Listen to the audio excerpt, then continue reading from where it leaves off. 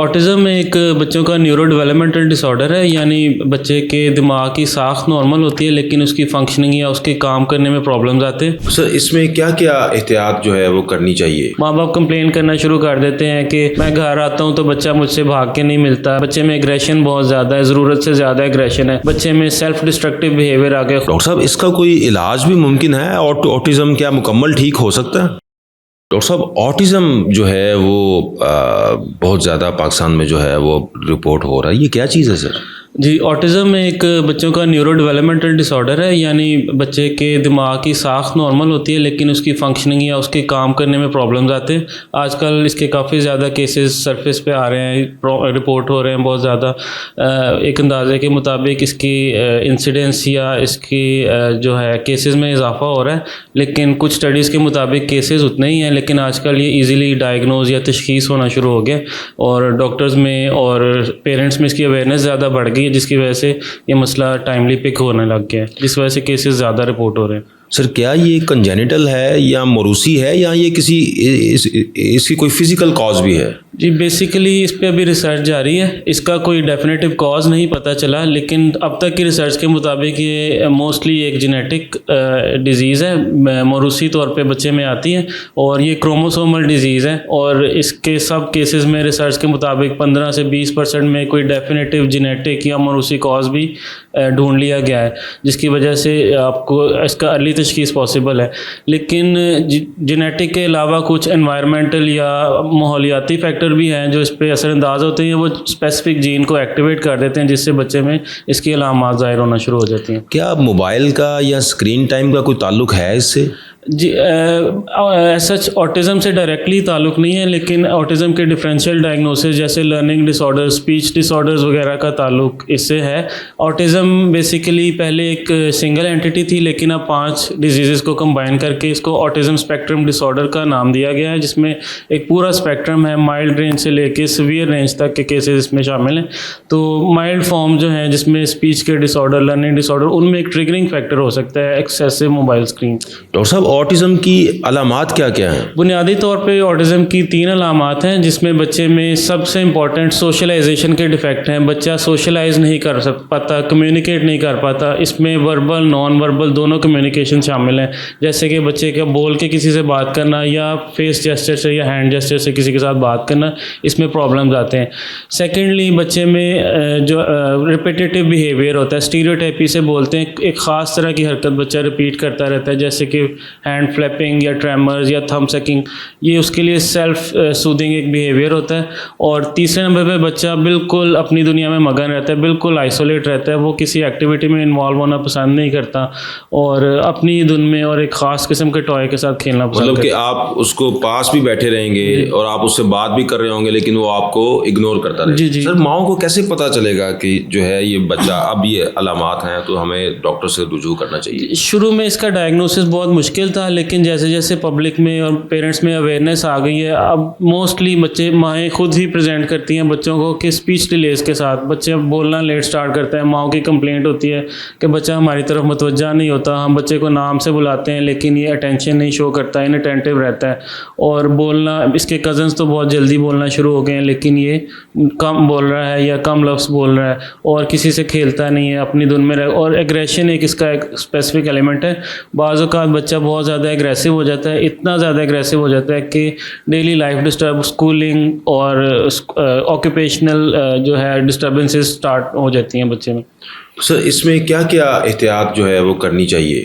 Autism से बचने के लिए सबसे पहले तो क्योंकि ये मसला पैदाइश से ही स्टार्ट हो जाता है, देखा गया है कि जो बच्चे प्रीमेच्योर डिलीवर होते हैं या अंडरवेट बच्चे डिलीवर होते हैं, पेरेंट्स की एज बहुत ज़्यादा है, माँ या बाप की एज बहुत ज़्यादा है और दौरान प्रेगनेंसी माँ को कोई ऐसी डिज़ीज़ हुई है जो बहुत लंबे अरसे तक चली है, या दौरान डिलीवरी अगर कोई पेचीदगी आई हैं, बच्चे ने क्राई लेट किया है, लेट रोया है, लेट ऑक्सीजन मिली है, तो उन केसेस में देखा गया है कि ये केसेस ज़्यादा प्रेजेंट करते हैं, ज़्यादा नुमायाँ होते हैं।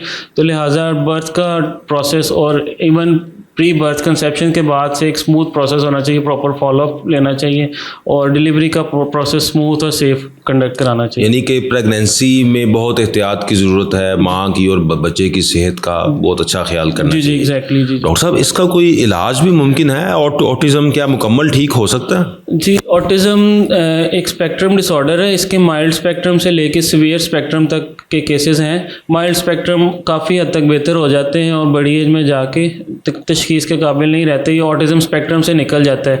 लेकिन ये बच्चों में कुछ ना कुछ डिफेक्ट रहता है जिसमें बिहेवियरल डिसऑर्डर, एंजाइटी वगैरह, स्पीच के कोई प्रॉब्लम्स वगैरह रह सकते हैं।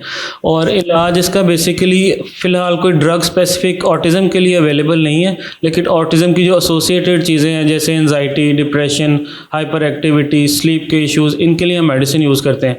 ऑटिज़म के लिए बेसिकली साइकोथेरेपी है जिसमें speech therapy, ABA, cognitive behavioural therapies available हैं जिससे काफ़ी इंप्रूवमेंट आ जाती है। तो क्या सर इसके कुछ सेंटर्स हैं इन थेरेपीज़ के लिए, कुछ अगर लोग उसको अप्रोच करना चाहें तो? जी, लाहौर और पाकिस्तान में काफ़ी ज़्यादा सेंटर्स हैं, बोथ गवर्नमेंट और प्राइवेट सेक्टर में। बहुत से डॉक्टर इस पे काम कर रहे हैं, behavioural therapist, psychotherapist, speech therapist है और बेसिकली डेवलपमेंट पीडियाट्रिक्स के डॉक्टर्स हैं जो इस बच्चों की हेल्प, बच्चों और पेरेंट्स की हेल्प कर रहे हैं।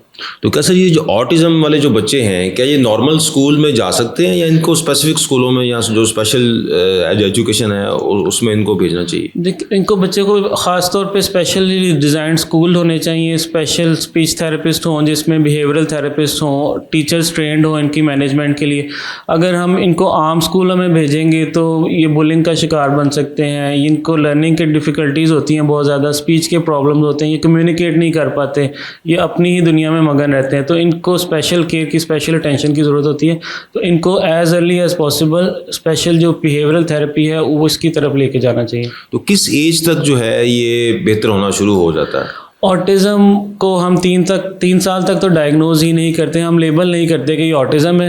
ऑल्दो 1 साल से पहले भी सिम्टम्स आना शुरू हो जाते हैं, लेकिन देखा गया कि कुछ अर्ली सिम्टम्स जो हैं वो रिजॉल्व कर जाते हैं, बच्चे नॉर्मलाइज हो जाते हैं। 3 साल तक हम ऑब्जर्व करते हैं बच्चे को, अगर सिम्टम्स परसिस्ट कर रहे हों और बिहेवियरल के, स्पीच के और एग्रेशन वगैरह इस तरह के इश्यूज़ आ रहे हैं तो फिर हम इसको लेबल करते हैं। डॉक्टर साहब, किस एज में जो है वो जो बच्चा है वो नॉर्मल बिहेव करना शुरू कर देता है? देखिए, इसमें सबसे इम्पॉर्टेंट फैक्टर है कि तशखीस किस एज में हुई है। जितनी जल्दी तशखीस हो जाएगी, माँ बाप जितने ज़्यादा अवेयर होंगे, जितनी जल्दी तशखीस होगी, बच्चे को इंटरवेंशन मिल जाएगी, इलाज की सहूलियात मिल जाएंगी, उतनी जल्दी इंप्रूवमेंट आना शुरू होती है और लेट डायग्नोसिस से ज़्यादा इश्यूज़ रह जाते हैं बड़े एज में। सर ये इसको ऑटिज़म स्पेक्ट्रम क्यों कहते हैं?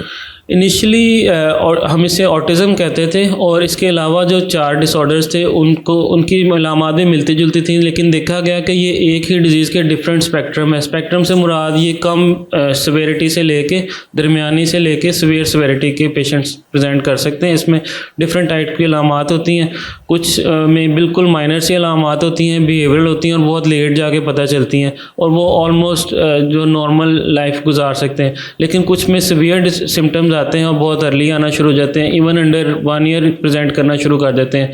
माँ बाप कंप्लेन करना शुरू कर देते हैं कि मैं घर आता हूँ तो बच्चा मुझसे भाग के नहीं मिलता, मैं नाम बुलाता हूँ बच्चा जवाब नहीं देता, बच्चा एक ही खिलौना है, बच्चे में एग्रेशन बहुत ज़्यादा है, ज़रूरत से ज़्यादा एग्रेशन है, बच्चे में सेल्फ डिस्ट्रक्टिव बिहेवियर आ गया, ख़ुद को डैमेज करना, ख़ुद को खुदा न खास्ता नुकसान पहुँचाना शुरू। तो ये माइनर सिम्टम से लेकर सीवियर तक होते हैं, इसलिए इसको एक स्पेक्ट्रम डिसऑर्डर कहते हैं। ये डिफरेंट स्पेक्ट्रम पे डिफरेंट पेशेंट्स फॉल करते हैं, डिफरेंट लेवल्स पे। बहुत शुक्रिया डॉक्टर साहब, थैंक यू।